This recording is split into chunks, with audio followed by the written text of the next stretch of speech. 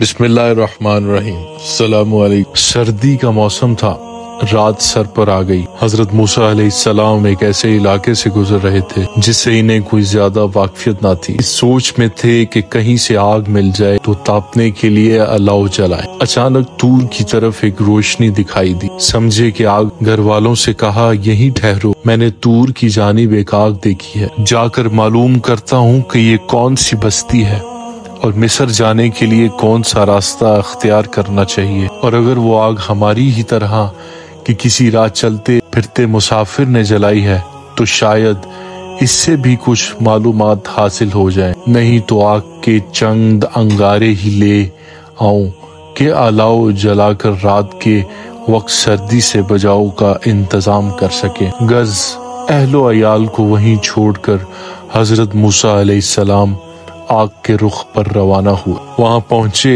تو ان کی آنکھوں نے عجیب نظارہ دیکھا۔ کوہ طور کی وادی میں ایک جگہ آگ لگی ہوئی ہے، مگر وہاں نہ کچھ جل رہا ہے نہ دھواں ہے۔ عین آگ کے اندر ایک ہرا بھرا درخت ہے جس پر سے یکا یک یہ ندا آئی، اے موسیٰ، یہ میں ہوں تمہارا پروردگار، اپنی جوتیاں اتار دو، تم طور کی مقدس وادی میں کھڑے ہو، میں نے تمہیں اپنی رسالت کے لیے چن لیا ہے، تم کو جو وحی کی جاتی ہے اسے کان لگا کر سنو۔ موسیٰ نے حکم کی تعمیل کی اور آواز پر کان لگا دی۔ پھر ندا آئی، اے موسیٰ، بے شک میں ہی اللہ ہوں، میرے سوا کوئی بندگی کے لائق نہیں، پس میری ہی بندگی کرو اور میری یاد کے لیے نماز قائم کرو۔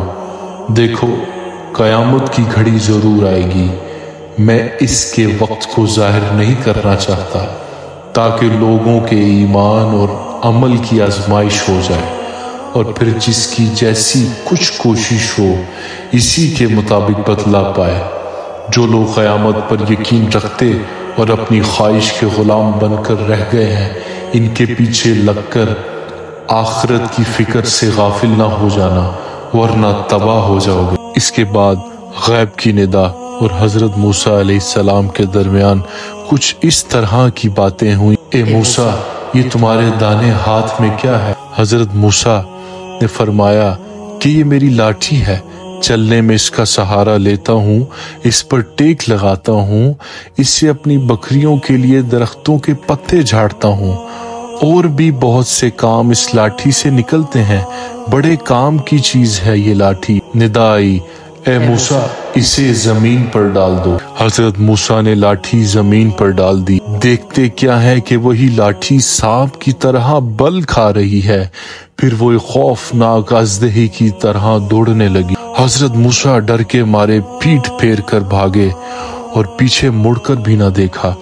ندا، اے موسیٰ، ڈرو مت، تم ہمارے رسول ہو، ہمارے حضور میں ہمارے رسول ڈرا نہیں کرتے، واپس پلٹ آؤ اور اسے پکڑ لو، ہم اسے پھر اس کی اصلی حالت پر کیے دیتے ہیں۔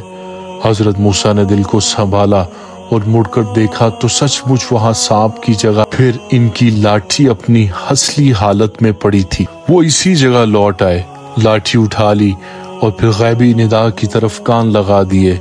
ندا آئی، اے موسیٰ، اپنے دانا ہاتھ میں اپنی بغل میں رکھو اور پھر باہر نکال کر دیکھو۔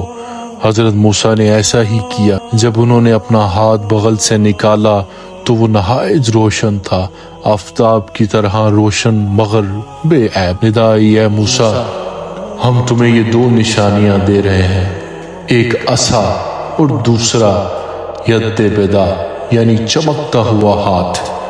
آگے چل کر ہم تمہیں اور بھی نشانیاں دیں گے۔ اے موسیٰ، مصر کے بادشاہ فرعون کے پاس جاؤ، وہ بڑا سرکش اور نافرمان ہے، اس کی وجہ سے اس کی قوم بد کردار ہو گئی ہے۔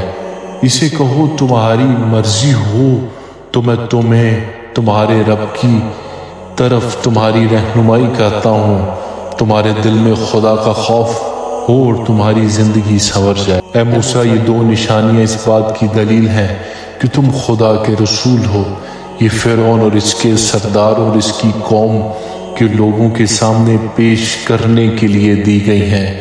ان کو دیکھ کر انہیں یقین آ جانا چاہیے کہ تم اللہ تعالیٰ کے رسول ہو، یہ سنتے ہی حضرت موسیٰ علیہ السلام کے دل میں ان کے تمام واقعات کی یاد تازہ ہو گئی جو انہیں مصر کی زندگی کے دوران پیش آئے تھے۔ اگر ویڈیو اچھی لگی تو چینل کو سبسکرائب کریں تاکہ ہماری نئی آنے والی ویڈیو آپ تک پہنچ سکے۔ شکریہ۔